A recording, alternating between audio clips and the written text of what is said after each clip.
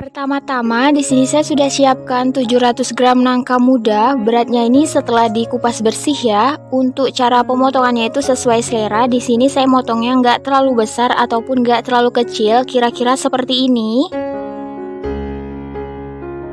Kemudian di dalam air yang sudah mendidih bisa dimasukkan nangka mudanya.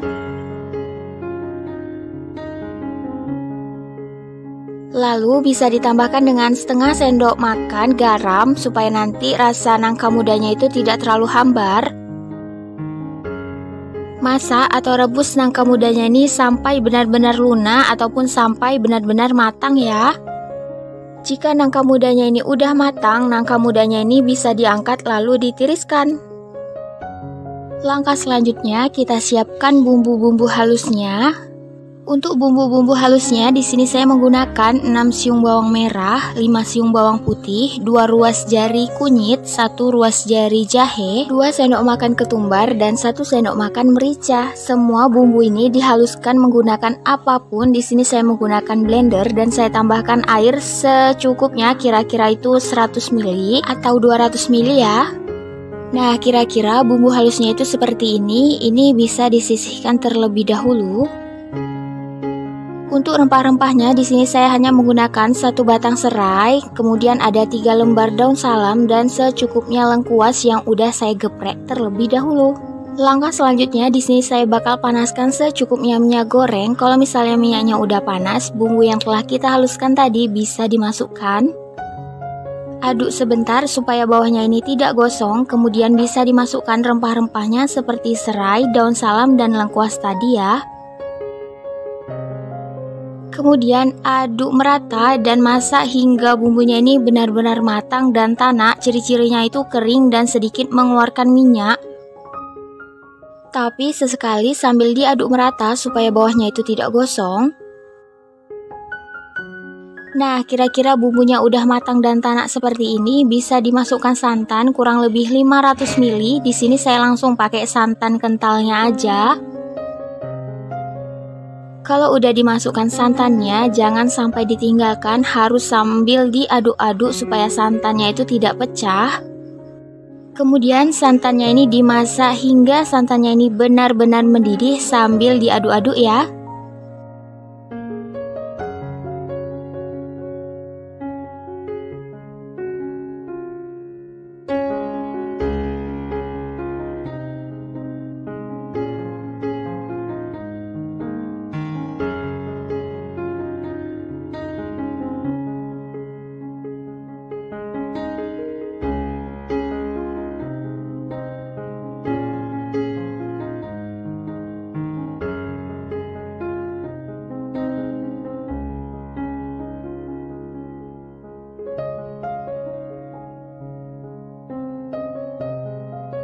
Nah, kalau santannya ini udah benar-benar mendidih ataupun udah benar-benar matang, udah benar-benar meletup-meletup seperti ini, langkah selanjutnya nangka muda yang udah kita rebus tadi bisa dimasukkan ya. Saat udah memasukkan nangka mudanya ini pun harus sambil diaduk-aduk supaya nanti tidak pecah santan.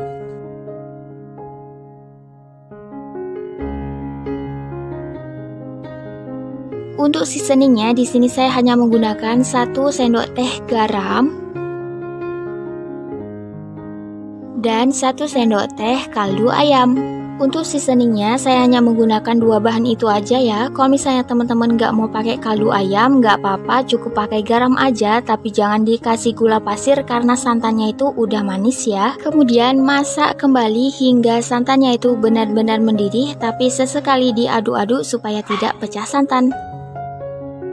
Jika santannya udah mendidih seperti ini, langkah selanjutnya bisa dimasukkan santannya kembali, kira-kira sebanyak 300 atau 400 ml. Untuk total keseluruhan santan yang saya gunakan sebanyak 900 ml ya. Itu pun saya hanya menggunakan santan yang perasan pertama ataupun santan kentalnya aja. Untuk teman-teman jika mau lebih banyak santannya, harus ditambahkan seasoningnya juga ya, supaya rasanya itu lebih enak, lebih mantap. Kemudian gulai nangkanya ini dimasak kembali hingga santannya itu benar-benar mendidih. Jika santannya udah mendidih, ini gulainya bisa langsung disajikan menggunakan nasi hangat ataupun lontong.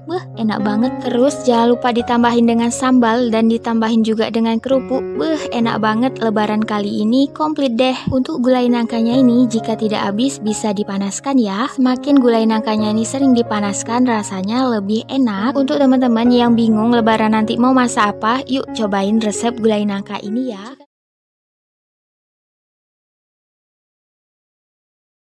Siapkan 700 gram kentang. Untuk berat kentangnya ini setelah saya cuci bersih dan saya kupas bersih ya. Selanjutnya kentangnya ini bakal saya potong-potong berbentuk dadu. Untuk ukuran besar kecilnya itu sesuai selera aja.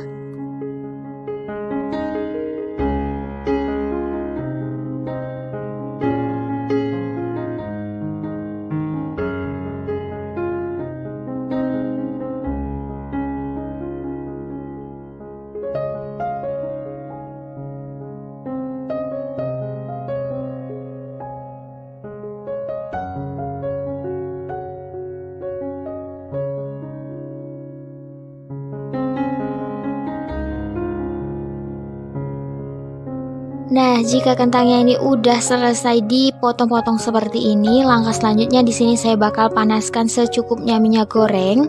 Jika minyaknya sudah mulai panas, kentangnya ini bisa langsung dimasukkan.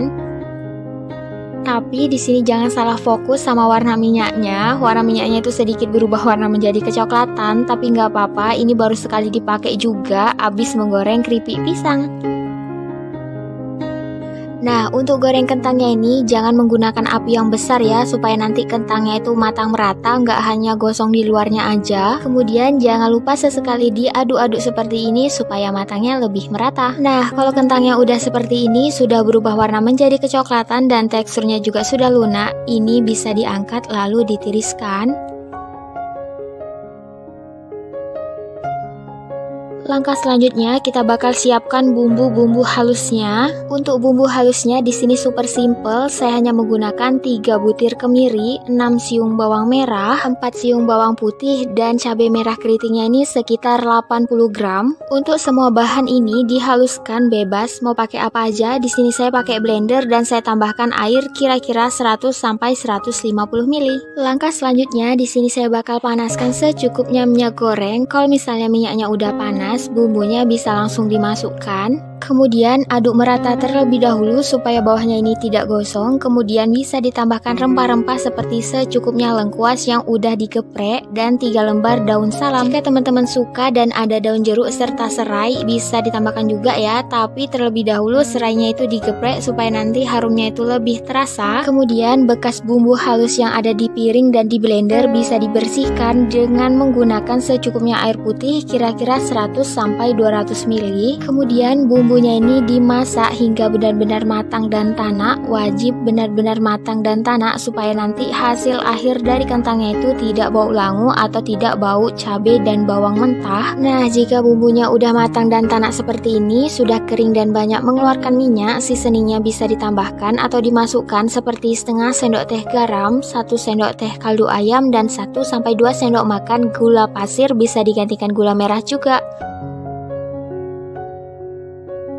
Kemudian bisa diaduk merata. Jika bumbu dan seasoningnya sudah tercampur merata atau seasoningnya ini udah larut serta warna bumbunya ini sedikit berubah warna menjadi kegelapan, bisa dimasukkan kentang yang udah digoreng tadi. Kemudian aduk merata. Jika sudah tercampur merata bisa dimasak sebentar hingga kentangnya itu terasa panas. Kalau udah terasa panas bisa diangkat lalu siap disajikan. Untuk teman-teman yang gak terlalu suka banyak sambal, di sambal goreng kentangnya ini kentangnya bisa ditambahkan lagi kira-kira 300 gram. Jadi total keseluruhan kentangnya adalah 1 kg ya. Tapi kalau selera saya atau menurut saya ini komposisi sambalnya udah pas banget, cocok dimakan bersama lontong, opor ayam ataupun gulai nangka di resep sebelumnya. Ini enak banget.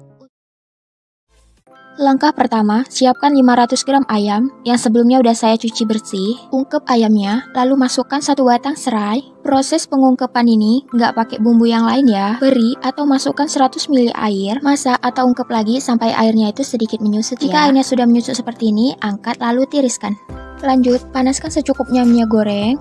Goreng 150 gram kacang tanah. Gorengnya sambil diaduk-aduk agar kacangnya itu tidak gosong. Jika sudah kecoklatan seperti ini, angkat lalu tiriskan. Jika sudah selesai menggoreng kacang, lanjut haluskan kacangnya. Untuk tingkat kehalusannya sesuai selera, mau halus banget silakan, mau kasar juga silakan ya. Lanjut, langkah selanjutnya, siapkan bumbu-bumbu lainnya. Di sini saya menggunakan 3 siung bawang merah, ukuran besar ya. 4 siung bawang putih, ukuran yang sedang. 2 butir kemiri. Di sini kenapa kemirinya 3? Karena ini satu kemirinya itu ada yang kebagi 2. 6 biji cabai merah keriting. Di sini sesuai selera tingkat kepedesannya. Jika mau pedas silahkan ditambah lagi ya. Lalu bumbu ini saya haluskan. Untuk tingkat kehalusannya saya cukup sampai segini ya. Kalau mau lebih halus juga nggak apa-apa. Minyak yang bekas goreng kacang tadi, panaskan lagi ya. Lalu tumis bumbu yang sudah dihaluskan.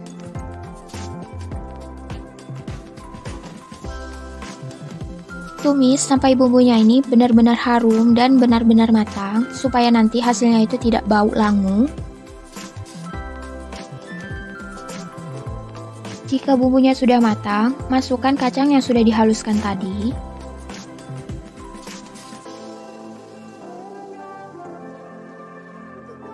Tambahkan air kurang lebih 400 ml. Wadah bekas kacang halusnya tadi bersihkan ya, sayang kacangnya. Aduk hingga kacangnya itu larut bersama airnya itu.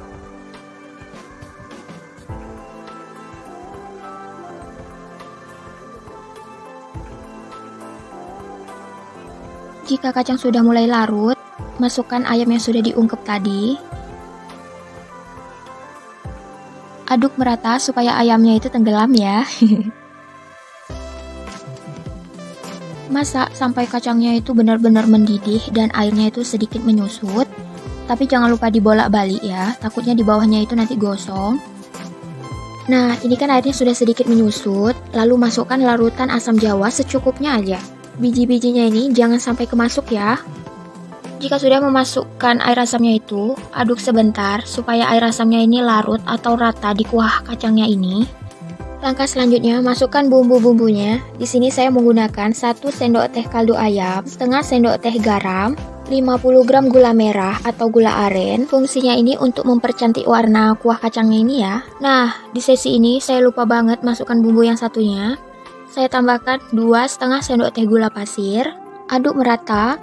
Masak lagi kurang lebih 2 menitan sampai kadar minyak di dalam kuah kacangnya ini makin keluar ya. Jika sudah seperti ini, tandanya ayam kuah kacangnya ini siap disajikan menggunakan nasi hangat. Jika mau merasakan kelezatannya itu kayak mana, yuk cobain resep ini ya teman-teman. Sampai di sini dulu video kali ini. Terima kasih untuk teman-teman yang selalu hadir dan setia menonton. Semoga selalu diberikan kesehatan, umur yang panjang, dan dilancarkan rezekinya ya. Amin. Untuk teman-teman yang baru hadir, jangan lupa di subscribe, like, dan komennya ya, supaya saya lebih bersemangat bikin videonya. Dan yang paling terpenting, semoga video-video saya selalu bermanfaat. Ketemu lagi di video selanjutnya. Bye-bye. Assalamualaikum.